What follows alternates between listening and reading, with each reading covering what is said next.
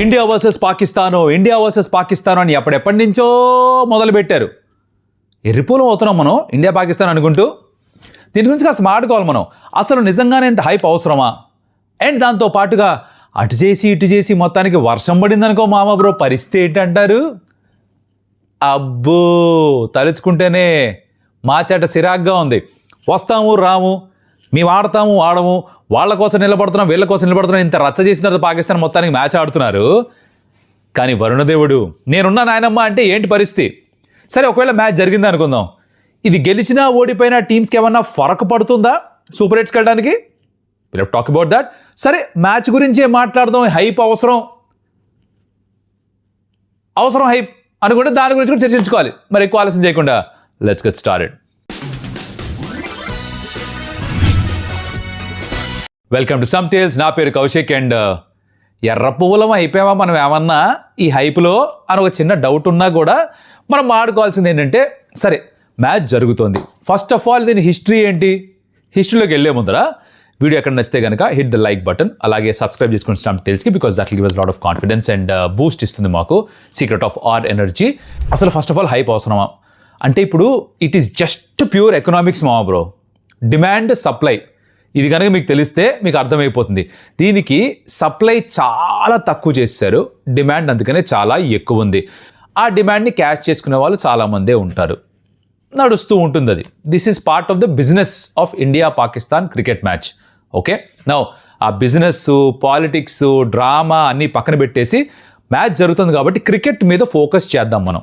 ఈ మ్యాచ్ గెలిచినా ఓడిపోయినా, ఇండియా అయినా పాకిస్తాన్ అయినా ఫరక్ పడదు in the context of the world cup. ఎందుకంటే ఇన్ ఆల్ ప్రాబిలిటీ రెండు టీమ్స్ కూడా సూపర్ ఎయిట్స్కి వెళ్ళిపోతారు. ఇక్కడి నుంచి పాయింట్స్ ఏమి ముందుకు తీసుకెళ్లరు కాబట్టి ఇక్కడ గెలిచినా ఒకటే, ఓడిపోయినా ఒకటే. మీరు నంబర్ 1లో ఉన్నా ఒకటే, నంబర్ 2లో ఉన్నా ఒకటే. ఎందుకంటే ఆల్రెడీ సూపర్ ఎయిట్స్ తాలూకా ప్రీ సీడింగ్స్ ముందుగానే డిసైడ్ చేసేశారు. దానికి సంబంధించి ఒక రీల్ నేను ఇన్స్టాగ్రామ్లో చేసి పెట్టాను, యూట్యూబ్ షార్ట్స్లో కూడా ఉంది. దాని లింక్ ఎక్కడ ఇచ్చే ప్రయత్నం చేస్తా కింద డిస్క్రిప్షన్లో. ఇది సెమీఫైనల్ కాదు, ఫైనల్ కాదు, ఏదో డిమాండ్ క్రియేట్ అయింది అలా. ఓకే, ఇది ఫస్ట్ పాయింట్. 2, వర్షం పడే ఛాన్స్ ఉందా? ఒక 50 to 70% వర్షం పడే ఛాన్స్ ఉంది అని అంటున్నారు. ముందు రోజు కూడా వర్షం పడిందిట, మధ్యాహ్నం పూట కవర్ చేయాల్సి వచ్చిందిట. దాని కారణంగా మరి అదేమన్నా పిచ్ స్వభావాన్ని మారుస్తుందో తెలియదు. కానీ మ్యాచ్ జరిగే టైంలో కూడా వర్షం పడే సూచనలు ఉన్నాయి కాబట్టి వర్షం పడి మ్యాచ్ జరగకపోతే మటుకు బాబ్బా దీనికి ఇచ్చిన హైప్కి, దీనికి ఇచ్చిన బిల్డప్కి అసలు బూడిదలో పోసిన పన్నీర్ అయిపోద్దిగా మొత్తం అంతా. జరగకూడదని కోరుకుందాం, మ్యాచ్ జరగాలని కోరుకుందాం. ఏ మాటకా మాట, అందరికీ మంచిది, డబ్బులు వస్తాయి.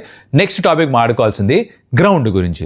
ఆర్ ప్రేమదాస స్టేడియంలో ఈ మ్యాచ్ జరగబోతోంది. అయితే కొలంబోలో 2-3 గ్రౌండ్స్ ఉన్నాయి. ఇంతకు ముందర పాకిస్తాన్ ఆడిన మ్యాచ్లో SSC సిన్హలీస్ స్పోర్ట్స్ క్లబ్లో ఆడారు. ఈ ప్రేమదాసలో వాళ్ళు కూడా మొదటి మ్యాచే ఆడుతున్నారు. అయితే ఇక్కడ ఆస్ట్రేలియా వర్సెస్ జింబాబ్వే గేమ్ జరిగింది. జింబాబ్వే ఏదైతే గెలిచారో హై స్కోరింగ్ గేమ్ కాదది. టిపికల్గా ఇక్కడ గ్రౌండ్ సైజ్ కాస్త పెద్దది కాబట్టి బౌండరీ స్ట్రైట్ అంటే లాంగ్ ఆన్ లాంగ్ ఆఫ్, తర్వాత deep covers, deep mid wicket side country అంటామే, అటు సైడ్ బౌండరీలు కొంచెం పెద్దగా ఉంటాయి. ఇన్ ఎక్సెస్ ఆఫ్ 75 meters ఉంటాయి. సో మీరు క్లీన్ షాట్స్ ఆడితే తప్ప, మిడిల్ చేస్తే తప్ప సిక్సెస్ వచ్చే అవకాశాలు కొంచెం తక్కువ ఉంటాయి అన్నమాట. స్పిన్నర్కి అగేన్స్ట్ కాడినా, ఫాస్ట్ బౌలర్కి అగేన్స్ట్ కాడినా అదొకటి శ్రద్ధలో పెట్టుకోవాలి. ఎందుకంటే ఇండియాలో ఆడుతున్నప్పుడు or majority of the world గ్రౌండ్స్లో ఆడుతున్నప్పుడు బౌండరీ సైజులు ఈ మధ్యకాలంలో 65 meters, మహా అంటే 70 meters ఉంటుంది. ఇక్కడ దానికి మించి ఒక 10 meters ఉంటుంది కాబట్టి కొంచెం జాగ్రత్తగా ఆడాల్సిన అవసరం ఉంటుంది as far as 6 hitting is concern. Next playing 11 విషయానికి వద్దాం. ఐ థింక్ పాకిస్తాన్ ప్లేయింగ్ మొదట మాట్లాడుకుందాం. వీళ్ళు ఎటువంటి మార్పులు చేసుకుంటారో నాకు అనిపించట్లేదు. మహా అంటే వాళ్ళ కీపర్ స్థానంలో ఫఖార్ జమాన్ని తీసుకొస్తారు. అండ్ కీపింగ్ ఎవరు చేస్తారంటే అప్పుడు షాహిబ్జాదా ఫర్హాన్ కీపింగ్ చేస్తారట. చేస్తే గీస్తే ఇది ఒకటే మార్పు. స్పిన్నర్లు చాలామందే ఉన్నారు, మీడియం పేసర్లు ఉన్నారు. నసీం షా కూడా స్క్వాడ్లో ఉన్నాడు. కానీ ఐ థింక్ లాస్ట్ ఆడిన మ్యాచ్ ఏదైతే ప్లేయింగ్లో ఉందో ఆల్మోస్ట్ అదే ఉంటుంది పాకిస్తాన్ అని నా అంచనా. ఓకే, నౌ ఇండియా ప్లేయింగ్లో విషయానికి వస్తే, India would like to play an extra spinner, at least 1 extra spinner for sure. ఆ ఎక్స్ట్రా స్పిన్నర్ ఫస్ట్ చాయిస్ అయితే కుల్దీప్ యాదవ్ అవుతాడు. ఎందుకంటే బౌండరీస్ పెద్దవి, పిచ్ కూడా స్పిన్కి అనుకూలంగా ఉంటుంది. అండ్ పాకిస్తాన్ కూడా ఎక్కువ మంది స్పిన్నర్స్ని ఆడతారు, ఇండియా కూడా ఎక్కువ మంది స్పిన్నర్స్ని ఆడే ఆలోచన పెట్టుకుంటారు. సో కుల్దీప్ని ఆడించాలనుకుంటారు. సో కుల్దీప్ ఎవరి స్థానంలో రావచ్చు? ఉన్న ప్లేయింగ్ 11లో ఒకే ఒక స్థానంలో రావచ్చు. పాపం హర్షదీప్ సింగ్ స్థానంలో రావాల్సి వస్తుంది. బికాస్ బుమ్రాని మీరు డ్రాప్ చేయలేరు. హార్దిక్ పాండ్యా మీకు ఆల్రౌండరు, సో తను బౌలింగ్ బ్యాటింగ్ రెండూ చేస్తాడు. సో మీరు డ్రాప్ చేయగలిగింది ఎవరన్నా అంటే వరుణ్ చక్రవర్తిని టచ్ చేయలేరు. అక్షర్ పటేల్ కూడా ఆల్రౌండరు. మీరు అన్ఫార్చునేట్లీ హర్షదీప్ స్థానంలో మాత్రమే తనని తీసుకొచ్చే అవకాశం ఉంది. So I don't like Harshdeep sitting out of the game, but జరగచ్చు కుల్దీప్ని ఆడించాలంటే 11 మందికి అవకాశం ఉంటుంది కాబట్టి. ఇదిలా ఉండగా ఒకవేళ కనుక ఇంకా ఎక్స్ట్రా స్పిన్నర్ కూడా కావాలి అనుకుంటే వాషింగ్టన్ సుందర్ స్థానంలో ఇంకొక ఆల్రౌండర్, ఫింగర్ స్పిన్నింగ్ ఆల్రౌండర్ ఉన్నాడు. తను ఒకవేళ వస్తే రింకు సింగ్ స్థానంలో రావాలి. అదర్వైజ్ అది కూడా మోస్ట్లీ జరగకపోవచ్చు. ఒక కుల్దీప్ మాత్రమే ఆడే అవకాశాలు ఎక్కువ ఉంటాయి. అదర్వైజ్ లాస్ట్ మ్యాచ్ ప్లేయింగ్ 11లో అభిషేక్ శర్మ ఫిట్గా ఉన్నాడని న్యూస్ వచ్చింది కాబట్టి సంజు స్థానంలో తను వచ్చేస్తాడు. మిగతా అంతా యాస్టీస్గా ఉంటుంది. కింద హర్షదీప్ స్థానంలో కుల్దీప్ వస్తాడు. వర్షం ఒక ఈక్వేషన్లో ఒక తెలియని ఎక్స్గా ఒక కొత్త వేరియబుల్గా కూడా ఎంటర్ అవుతుంది. టాస్ పెద్ద ఫ్యాక్టర్ అవుతుందా అంటే కాకపోవచ్చు, అంత పెద్ద విషయం కాదేమో. ఒకవేళ కనుక పగలపూట టెంపరేచర్స్ చాలా ఎక్కువ ఉండి సాయంత్రానికి టెంపరేచర్ బాగా తగ్గిపోతే ఈ డిఫరెన్స్ ఆఫ్ టెంపరేచర్స్ చాలా ఎక్కువ ఉంటే అప్పుడు డ్యూ ఫామ్ అయ్యే ఛాన్స్ ఉంటుంది. ఇప్పటిదాకా మనం ఈ వరల్డ్ కప్లో ఎక్కువగా డ్యూ చూసింది లేదు, రైట్? బట్ అగైన్ గ్రౌండ్ పెద్దది కాబట్టి డ్యూ ఉన్నా కూడా మీరు ఈజీగా బౌండరీ సిక్స్లు కొట్టే అవకాశం తక్కువ. సో టాస్ కూడా పెద్ద ఫ్యాక్టర్ కాకపోవచ్చు. ఇద్దరు ప్లేయర్స్, ఒక ప్లేయర్ ఇండియా సైడ్ నుంచి, ఒక ప్లేయర్ పాకిస్తాన్ సైడ్ నుంచి తెగ మాట్లాడుతారు దాని గురించి. ఫస్ట్ ఇండియా సైడ్ నుంచి Abhishek Sharma, because obviously X factor player. వాళ్ళ సైడ్ నుంచి కూడా వాళ్ళ క్యాప్టెన్ ఆడితే బాగుంటుంది, మాకు బెస్ట్ సైడే కావాలి ఇలాంటివి చెప్పుకుంటూ వచ్చారు. సూర్యకుమార్ యాదవ్ సరదాగా కూడా వాళ్ళకి అభిషేక్ కావాలా, సరే ఆడిస్తామని చెప్పారు. ఆడుతున్నాడో లేదో కన్ఫర్మేషన్ లేదు, బట్ తను ప్రాక్టీస్కి వచ్చి నెట్ సెషన్లో బ్యాటింగ్ అవన్నీ చేశాడు కాబట్టి తను ఫిట్గా ఉన్నాడు, ఆడుతున్నాడని అందరూ ఎక్స్పెక్ట్ చేస్తున్నాం. This is one. రెండోది తారిక్ మియా ఎందుకు ఇంత చర్చలో ఉన్నారంటే తన బౌలింగ్ యాక్షన్ కాస్త డిఫరెంట్గా ఉంది మిగతా వాళ్ళతో పోలిస్తే. వచ్చి ఆగిపోతాడు మనిషి, ఆగిపోయి పాజ్ ఇచ్చి చూస్తాడు బ్యాటర్ ఏం చేస్తున్నాడా, అప్పుడు వేస్తాడు. ఇది ప్రపంచ క్రికెట్లో ఇంకెవరు చేయరు కాబట్టి కొత్తగా ఉంది. కొంతమంది కొత్తగా కాదు చెత్తగా ఉంది అనుకుంటున్నారు, కానీ యాక్చువల్లీ కొత్తగానే ఉంది. ఐసీసీ తన యాక్షన్ని క్లియర్ కూడా చేశారు. ఎల్బో బెంట్ లేదు అని చెప్పేశారు. సో తన యాక్షన్ క్లియర్ చేసిన తర్వాత ఇంకెవరు దాన్ని క్వశ్చన్ చేయడానికి లేదు.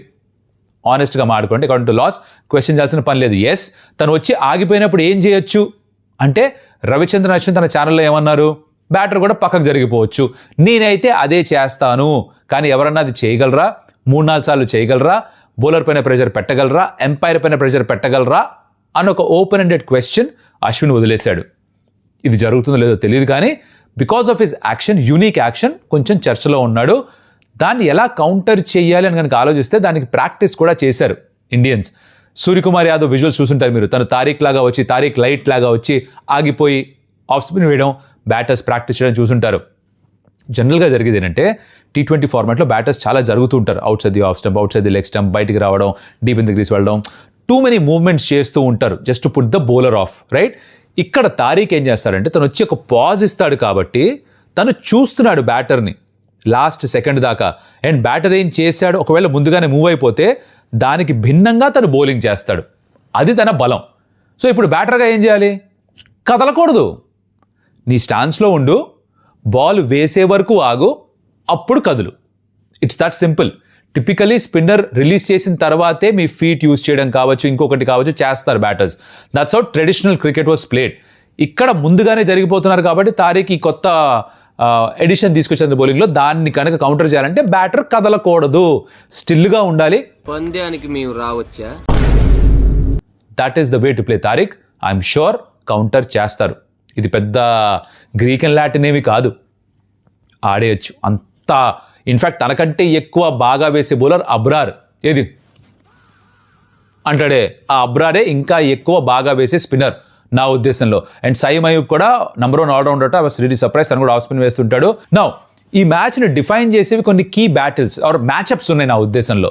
1-on-1 మ్యాచ్అప్స్ ఉన్నాయి. ఎస్, అఫ్ కోర్స్ 11 మంది ఆడుతున్నారు, 11 మంది అటు ఇటు ఉంటారు, గట్టిగా పోటీ పడాలి, ఇవన్నీ ఉన్నాయి. కానీ కొన్ని మ్యాచ్అప్స్ ఉన్నాయి, దాని గురించి లైట్గా మాట్లాడుకుందాం. First matchup is Sahibzada Farhan of Pakistan versus Jasprit Bumrah of India. Now last time Farhan against India ఆడినప్పుడు ఏషియా కప్లో ఒక 40 and 50 స్కోర్ చేశాడు. బుమ్రాని కొంచెం రిలేటివ్లీ ఈజీగా ఆడగలిగాడు. బట్ నోయింగ్ బుమ్రా, తను కొత్త ప్లాన్స్తో వస్తాడు. ఫర్హాన్ వీడియోస్ని బాగా స్టడీ చేస్తుంటారు. తనకి ఏం బౌలింగ్ చేస్తే, ఏ లైన్ వేస్తే, ఏ లెంత్ వేస్తే, ఎటువంటి బాల్స్ వేస్తే ఇబ్బంది పెట్టచ్చో ఒక అవగాహనతో ఖచ్చితంగా బుమ్రా వచ్చి ఉంటాడు. Is a very very smart bowler. So ఈ ఒక మ్యాచ్అప్ ఏదైతే ఉందో దీనికోసం ఎదురు చూడండి. నెక్స్ట్ కీ మ్యాచ్అప్ గురించి మాట్లాడితే ఇది Abhishek Sharma versus Shaheen Shah Afridi, the premium fast bowler of Pakistan. Shaheen Shah Afridi T20 world cup 2024 తర్వాత ఇప్పటిదాకా 15 సార్లు ఫస్ట్ ఓవర్లో వికెట్ తీసుకున్నాడు. So first over face off between Abhishek Sharma, Shaheen Shah Afridi will be very interesting to watch. Abhishek Sharma will not hold back. Mohammad Aamir అన్నాడు కదా, స్లాగరు లైన్ ఆఫ్ ద బాల్లోకి రాగాడు, షాట్లు ఆడతాడు. ఎవరు ఒపీనియన్ వాళ్ళకి ఉండొచ్చు, తప్పేమీ లేదు. ఇప్పుడు ఎవరు కూడా లైన్ ఆఫ్ ద బాల్లోకి వచ్చి ఆడట్లేదు T20 ఫార్మాట్లో. లైన్ బాల్ పక్కకు నుంచొని ఐదర్ ఆఫ్ సైడ్ కానీ ఆర్ ఇన్సైడ్ ద లైన్ వచ్చి లెగ్ సైడ్ కానీ ఆడుతున్నారు.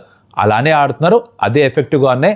అండ్ రన్స్ వచ్చినంత వరకు మీ టెక్నిక్ని ఎవరు క్వశ్చన్ చెయ్యరు. నెక్స్ట్ బ్యాటిల్ నా ఉద్దేశంలో next key matchup is between Suryakumar Yadav and Abrar. ఇందాక చెప్పినట్టుగా అబ్రార్ వాళ్ళ మోస్ట్ ఎకనామికల్ బౌలర్. ఆ మిడిల్ ఓవర్స్లో under 6 runs per over concede చేస్తాడు.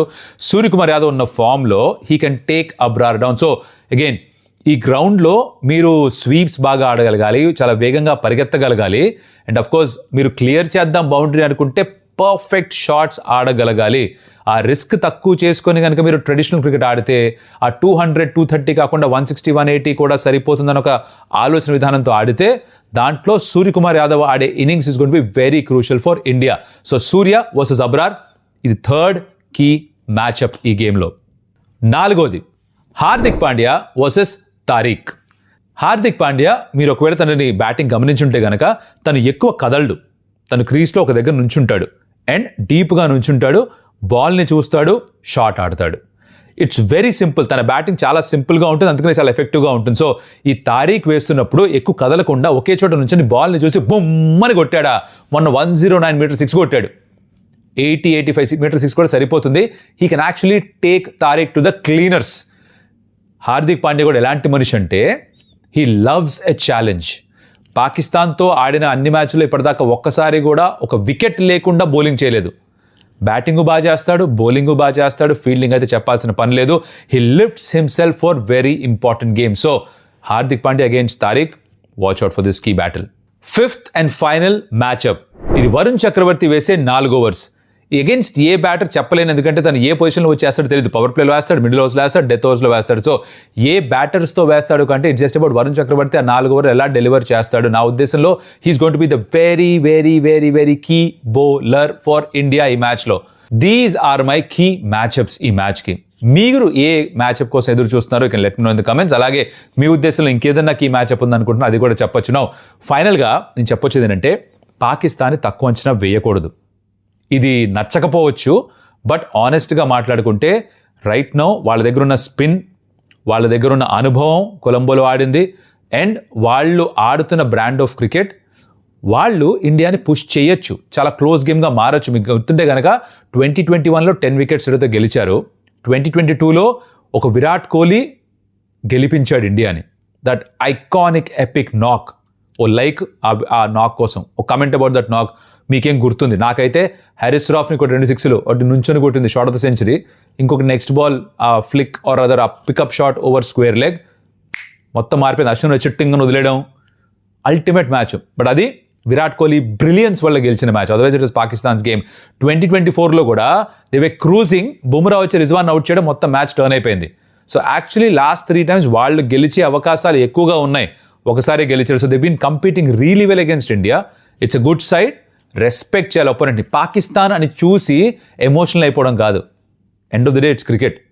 అక్కడ పాకిస్తాన్ని తీసేసి ప్లేయర్ని మాత్రమే చూడాలి. వాళ్ళ పేర్లను చూడొద్దు, వాళ్ళ జెర్సీని చూడొద్దు, జెర్సీ పైన రాసిన పాకిస్తాన్ చూడకూడదు.